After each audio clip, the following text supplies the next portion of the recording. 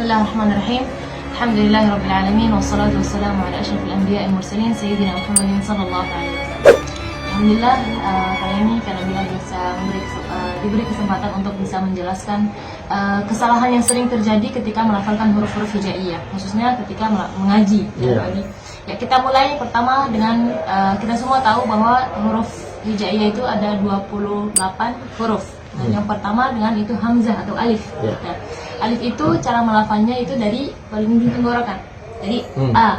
Nah, sebelum kita lebih fokus ke huruf, sebenarnya yang paling penting itu posisi fathah, kasrah, dan dhammah itu juga sangat berpengaruh. Karena 75% kalau fathah kasrah kita udah sempurna, insya Allah huruf-huruf kita lebih jelas. Nah, walaupun makhraj kita jelas, tapi harakat fathah kasrah dhammah tidak sempurna, tetap huruf tidak jelas. Ya. Jadi yang pertama kita akan belajar bagaimana fathah kasrahnya dulu.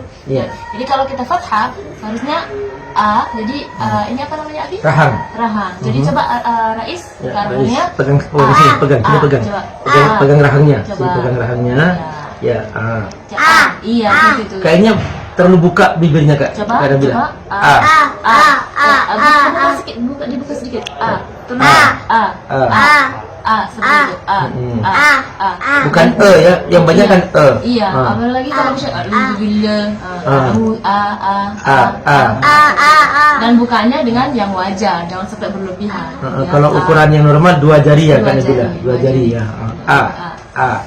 Ya. Terus yang kedua adalah kasrah. Kasrah itu seperti kita tersenyum tapi jangan berlebihan. Jadi semua itu huruf-huruf itu jangan sampai berlebihan. Berlebihan itu tidak baik ya. Jadi kalau itu seperti senyum tapi jangan berlebihan. B. Coba Rais. B. Jadi simetris ya. B. Ya, seperti juga kalau khususnya ketika kita baca basmalah bismi. Ya. Terus yang ketiga adalah dhamma. Itu dhamma itu bibir kita sedikit maju. Monyong. Tapi nggak terlalu parah ya. Monyong. Jangan terlalu monyong gitu.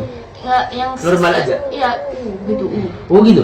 Sampai Jadi ini otot-otot bibir kita tuh maju. Jangan kalau masih belum sempurna.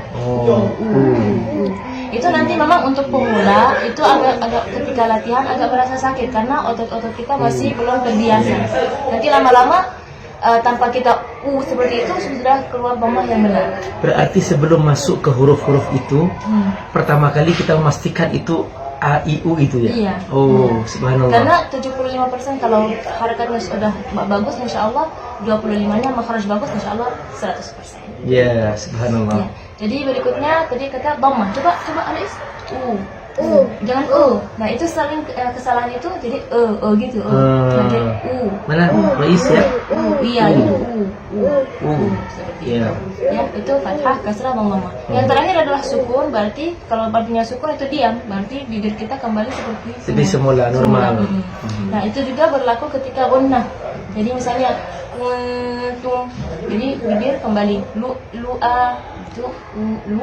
Tapi banyak gerak juga kan? Iya, ketika sukun ya kembali lagi. Seperti itu. Kuntu gitu. Subhanallah. Ya. Itu fathah, kasrah, dhammah, dan sukun. Sekarang kita ke hurufnya. Iya. Ke hurufnya, yang pertama kita mulai dengan alif. Ya, alif apa saja ya Kak Nabila yang banyak orang salah? Kalau alif itu biasanya jarang sih orang yang salah di situ, tapi ketika mengaji di antara kesalahannya adalah tidak menjelaskan huruf hamzah. Apalagi ketika di ujung misalnya as-sama tidak menjelaskan atau tidak ditegaskan. As-sama misalnya atau walar begitu. Harusnya lebih ditegaskan wal ab atau as-sama. Walar itu salah. Iya. Atau harusnya ma seperti itu.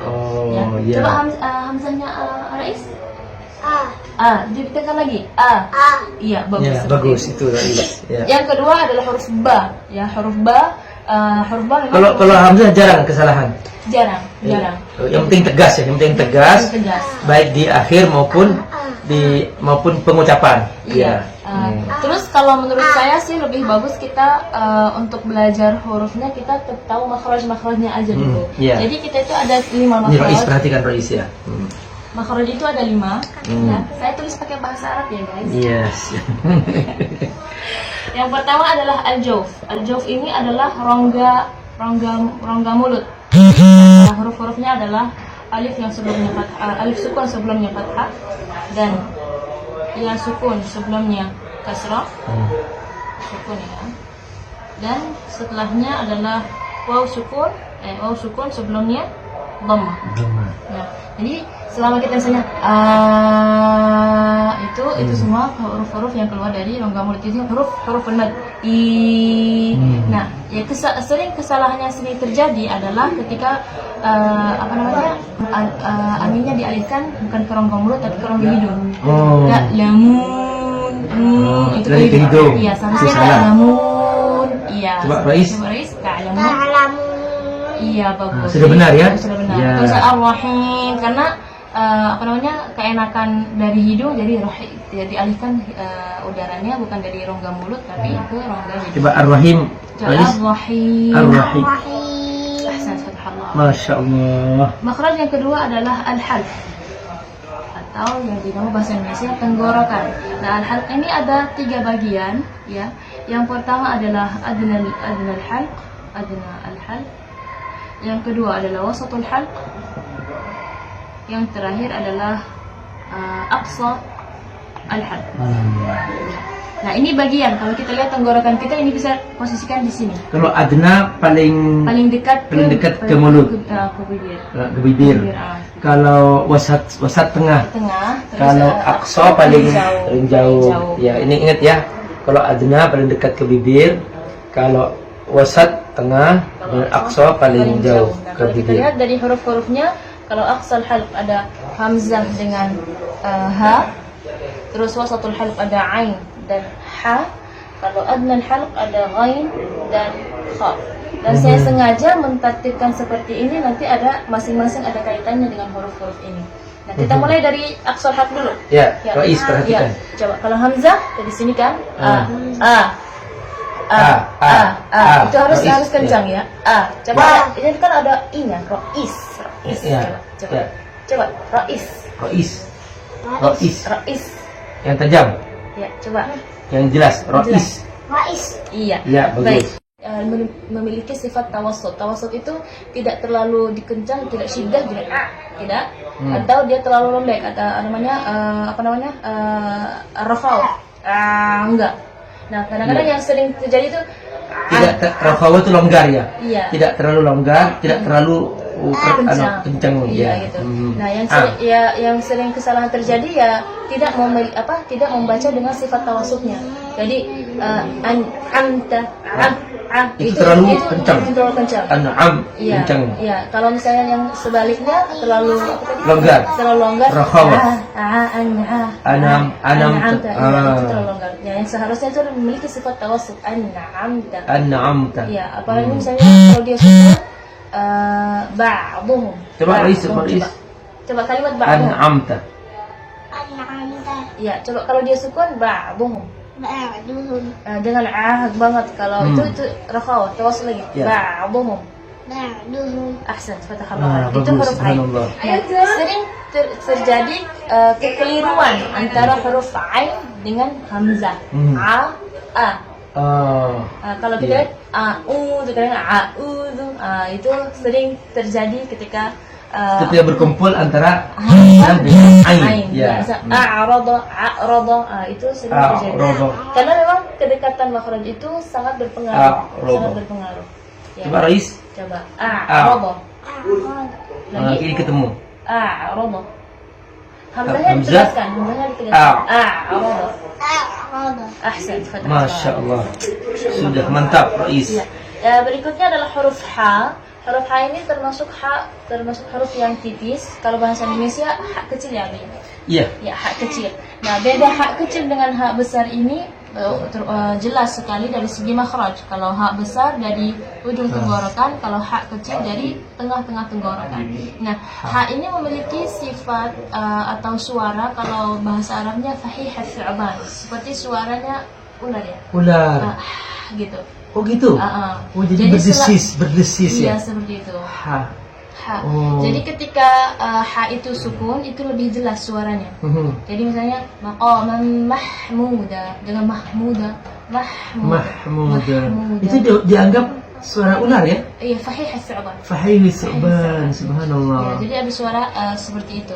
Jadi yang sering terjadi itu suara ha itu tidak kelihatan. Bisa alhamdulillah, jadi ditekan sedikit makhraj ha supaya dengar suara itu. Oh, jadi jangan digabung alhamdulillah. Enggak, jadi ditegas dijelaskan sedikit dengan tekanan makhraj itu. Alhamdulillah. Oh, Masya Allah, Rais selalu benar, Masya Allah. Ya, kesalahan juga yang kedua yang sering terjadi adalah keliru antara ha dengan ha. Oleh karena itu salah satu kebiasaan yang kita harus dirubah yaitu huruf-huruf yang ada ha-nya kita melafalkannya dengan ha. Misalnya, apa kabar Abi? Jawabnya Alhamdulillah. Alhamdulillah. Itu salah satu cara supaya kita bisa memperbaiki huruf-huruf kita. Oh, jadi dibiasakan dalam sehari-hari. Iya. Alhamdulillah. Iya, Gitu. seperti itu. Tapi yang banyak kan bilang Alhamdulillah. Nah, itu tidak boleh. Nah. Itu tidak boleh. Karena nanti takutnya Beda makna. Iya, beda makna. Kan alhamdulillah kematian, kehancuran. Wah, itu ngeri juga tuh. Iya. Ya. Terus huruf berikutnya adalah huruf ghain dan kha. Kita mulai huruf ghain dulu. Ghain ini termasuk huruf yang lembut juga, tapi dia termasuk huruf yang tebal, ya, tebal. Jadi harusnya coba. Enggak, itu terlalu ditekan. Kalau dia terlalu ditekan, jadi dikeluar angin. Enggak. Biasanya keluar angin. Dia keluar angin hurufnya saja. Huruf kha ini kesalahan yang sering terjadi itu kha itu tidak fasih kalau tidak keluar suara ngorok. Nah, itu tidak boleh. Itu lama-lama. Ini juga termasuk yang dibanggakan kalau sudah ngorok kan bilang. Iya, itu salah. Termasuk salah besar ya. Jadi ketika melafalkan huruf kha itu memang kalau kita tidak jeli ya, tidak lebih memperhatikan suara ha sama kha itu agak mirip. Ya, ha, kha, coba kha. Jangan ha, wal ha itu lebih dekat ke huruf ha. Ha, kha. Lagi kha. Itu kha-nya terlalu dalam. Enggak, kha. Enggak, itu ha. Udah dekat ke huruf ain. Kalau ini kan bilang kha. Lagi? Kha. Masih lagi? Kha. Jelasin kha. Lagi? Kha. Lumayan. Lumayan. Tapi Rais coba lagi. Kha. Udah bagus, tapi suaranya agak sedikit ke huruf ain. Coba kau Coba tekan. Coba. Kha. Lagi? Kha. Udah bagus. Bagus, masya Allah. Iya, jadi di sini kha-nya harus lebih. Yang pertama jangan sampai suaranya seperti suara orang ngorok. Yang kedua hati-hati jangan sampai dia mirip suara ha. Karena kan tadi kita bilang jauh sama ngorok, berarti dia terlalu tipis ha jadinya seperti itu. Jadi harusnya di tengah-tengah kha. Ya. Berikutnya kita ke makhraj al-lisan. Makhraj al-lisan ini makhraj yang banyak hurufnya. Banyak hurufnya. Hapus ya. Iya. Yang ketiga adalah makhraj al-lisan. Lisan itu lidah. Ya. Al-lisan. Al-lisan itu banyak bagiannya. Yang pertama ada bagian aqsal lisan. Aqsal lisan itu adalah yang paling ujung akhir kan?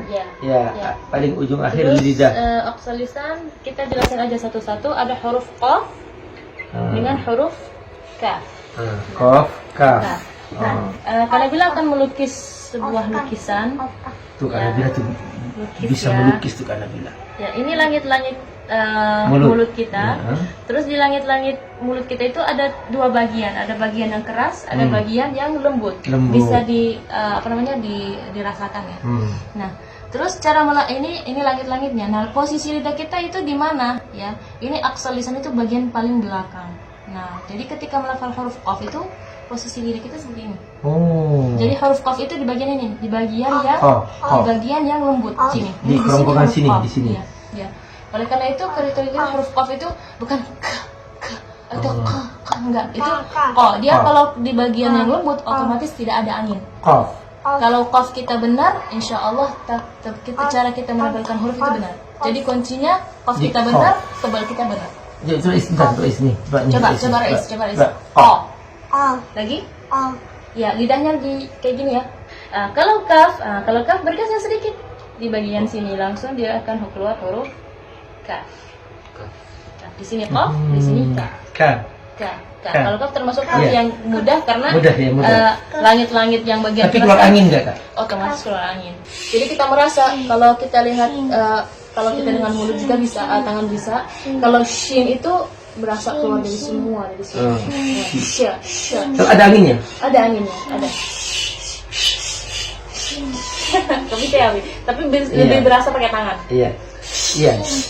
Dan berasa semua tangan itu dipenuhi dengan angin. Nah, kesalahan yang sering terjadi itu shin suaranya mirip sin, ya, atau anginnya cuma bagian depan. Nah, kenapa dia ke bagian depan? Karena tekanannya di sini. Kalau tekanannya di tengah-tengah, wasat tulisannya makhrajnya, dia pasti dari semua anginnya keluar dari semua. Yes, oke. Coba, a'udzubillahi. A'udzubillahi minasyaitonir rajim. Shinnya bagus, masya Allah. Langsung dipraktek. Ya. Huruf jim. Huruf jim ini kalau bahasa Indonesia J ya, huruf J. Nah, kalau J bahasa Indonesia itu ada anginnya berlebihan. J atau kadang-kadang itu kesalahan yang banyak kesalahan juga. yang sering terjadi ketika melakukan huruf jim itu keluar angin. Padahal tidak keluar angin. Ja. Nah, ini ya Abi ya. Cara latihan huruf bagaimana? Ada bilang dikit. Ja. Ada huruf angin hurufnya, bukan angin hamznya. Oh iya. Ada ja, ada ja. Nah, cara latihannya gimana supaya jim kita tidak bisa jangan dari jangan gitu tadi. Nah, caranya lidah kita itu ditekuk ke bawah. Oh gitu. Iya, sampai kalau kita lihat bagian bawah lidah kan ada daging ini apa namanya? Iya. Yang kayak lidah kita, itu. Itu jadi ini ditekuk ke bawah ke sini. Jadi otomatis bagian tengah-tengah akan naik ke atas. Ja nggak ada angin. Sya itu otomatis dari semua gigi. Oh ini bagus sekali, ini cara latihan huruf ja, lidah ditekuk ke bawah. Ja. Jangan depannya dimajuin, tetap bawah. Ja. Coba nggak mesti ada anginnya. Lagi? Masih sedikit. Jangan pakai bibirnya gitu, Adi. Jadi lidahnya aja. Bagus loh. Oh gitu. Oh iya, oke. Sudah ketahuan ya. Lidahnya aja. Iya, lidahnya aja. Ini terlalu tekuk kan bilang. Jadi ja itu otomatis kalau tidak. Kalau huruf shin juga bisa latihan seperti itu juga. Sya. Kalau kita mau latihan supaya anginnya keluar dari semua ini Oh jadi lidahnya tekuk ke bawah. Pokoknya yang huruf lidahnya ke bawah yang tengah lidah karena tekanannya kan di sini. Jadi jangan di bagian sini.